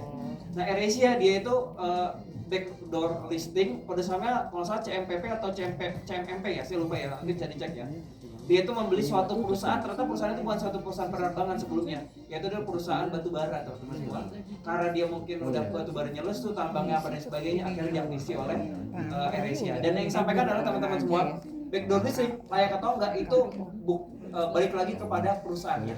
Itu ya teman-teman ya. Mungkin nanti tinggal disampaikan ya. Oke, jadi teman-teman spekulatif. Jadi mohon maaf banget kepada teman-teman yang sudah berinvestasi tadi. Nah, poinnya jadinya hapus deh diambil kakak-kakak panitia. Aduh ya. Karena kalau yang gak invest aman-aman banget, friend. Tapi tadi yang sharing siapa? Kak Sheila. Nah, karena tadi Kak Sheila udah keren banget, udah mau berani buat sharing, jadi kita kasih door prize buat Kak Sheila. Tepuk tangan dulu. Tolong panitia disiapkan door prize-nya. PT Stabil Sentosa Tbk umumkan rencana buyback saham. Harga mulai merangkak naik setiap harinya dan investor menganggap proses buyback sedang dilaksanakan. Nah, pertanyaannya, perusahaan ini layak invest apa tidak teman-teman? Nah, bagi yang mau invest silakan kasih koinnya ke kakak panitia. Kalau enggak kalian bisa skip aja. Teman-teman, mohon teman-teman untuk berdiam dulu agar ini penjelasan dari Mbak Aniskanya ya teman-teman. Oke, terima kasih. Kalau untuk buyback saham ya, secara simpelnya, secara gampangnya,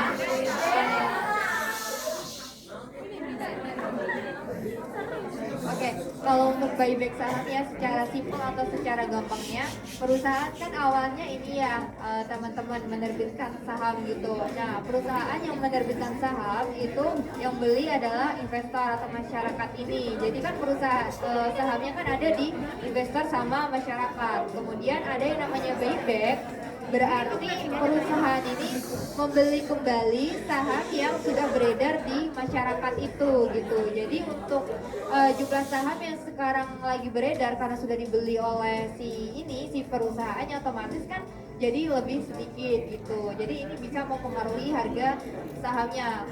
Tujuannya apa sih si perusahaan ini melakukan buyback? Sebenarnya banyak sekali teman-teman tujuan dari perusahaan ini.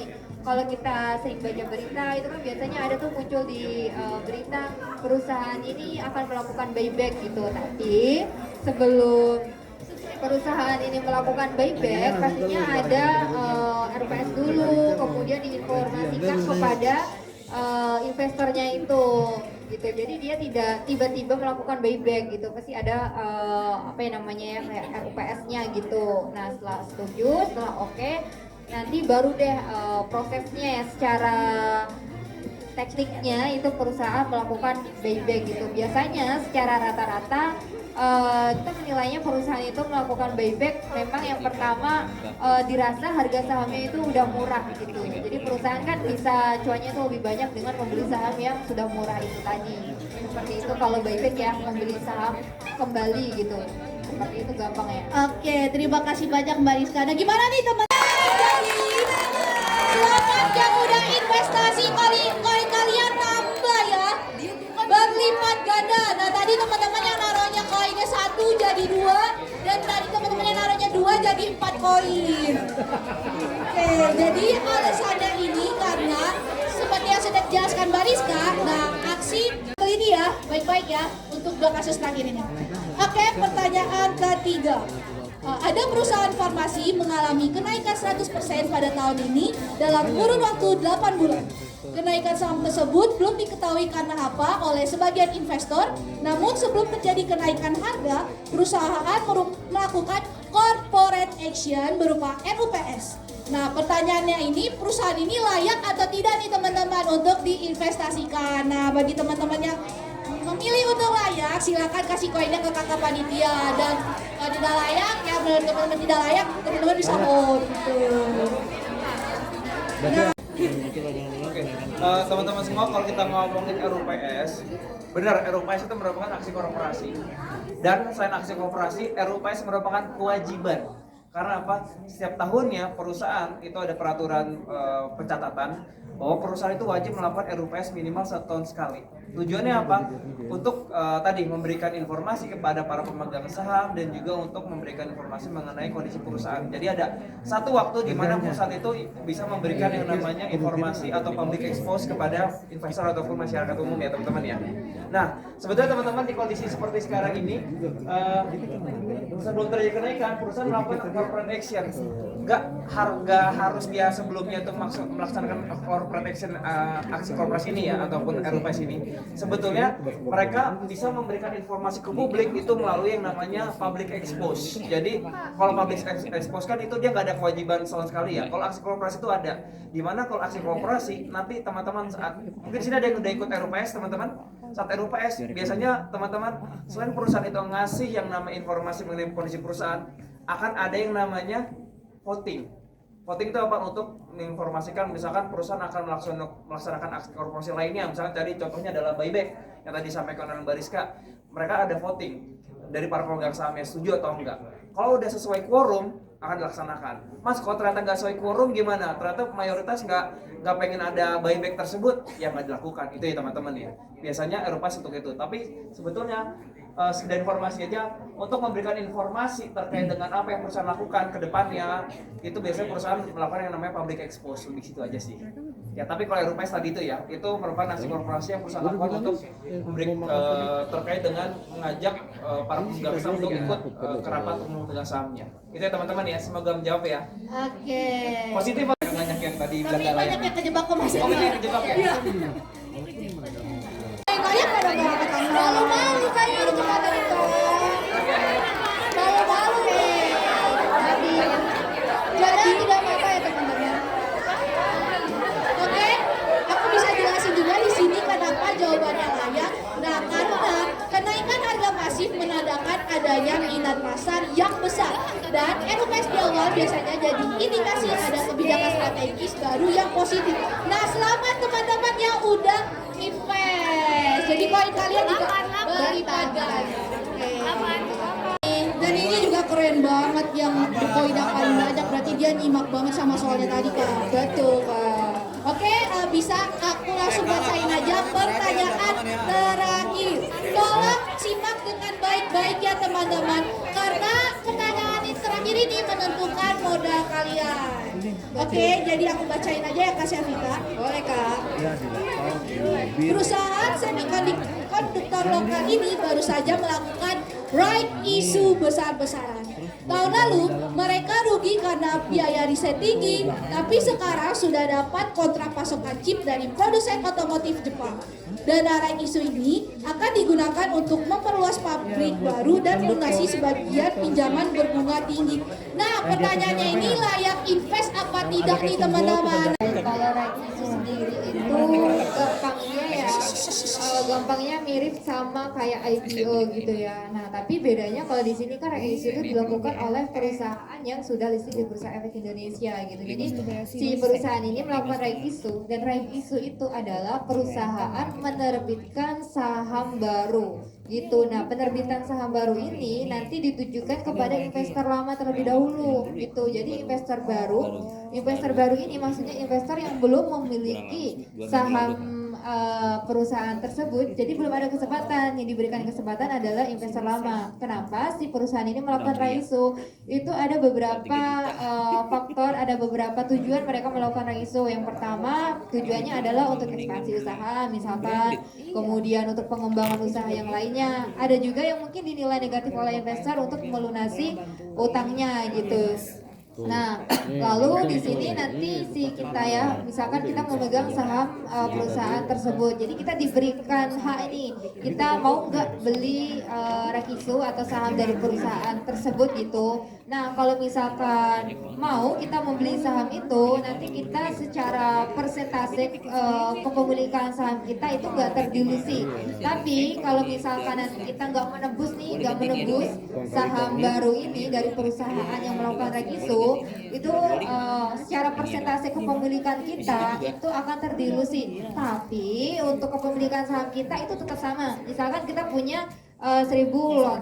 Nah, 1000 lot itu kita tetap megang, tapi secara persentase kepemilikan kita terhadap perusahaan tersebut akan menurun gitu. Nah, itu ada masa-masanya, Mbak. Misalkan ada masa kalau misalnya cum-debt dan ex-debt-nya gitu. Jadi nanti kita diberikan kesempatan mau nebus nggak si perusahaan tersebut atau menebus saham yang melakukan right issue tersebut gitu. Kalau menebus nanti kita bisa tebus di tanggal yang sudah ditentukan oleh perusahaan tersebut. Nanti itu ada harganya yang sudah ditentukan juga. Itu nanti di Profits Anywhere di kita itu juga ada ditampilkan nih right issue rasionya banding berapa. Misalkan rasionya 5:2. Misalkan kita punya 5 saham yang lama, nanti kita diberikan hak mendapatkan 2 saham baru itu dari right issue itu, seperti itu. Jadi plus minus ya teman-teman semua dari aksi korporasi right issue ini tergantung tujuan perusahaannya itu untuk apa melakukan right issue gitu. Kalau misalkan tujuannya untuk ekspansi usaha sih biasanya dia dianggap menarik ini buat investor, tapi tergantung tujuan masing-masing perusahaan melakukan right issue. Seperti itu, Mbak. Oke, terima kasih. Kakak panitia, kalau misalnya dia layak dan dikasih kakak panitia, karena ini jawabannya tidak layak. Mungkin aku bisa kasih tahu juga alasannya kenapa tidak layak, karena meskipun ada kontrak baru, fundamental keuangannya itu masih merugi, bergantung pada right issue jumbo menandakan arus kas operasionalnya lemah dan beban utangnya masih berat, dan jadi risikonya tuh terlalu tinggi. Makanya jawabannya nggak layak gitu Kak Sevita. Aduh sayang banget teman-teman yang udah all in di akhir. Oke.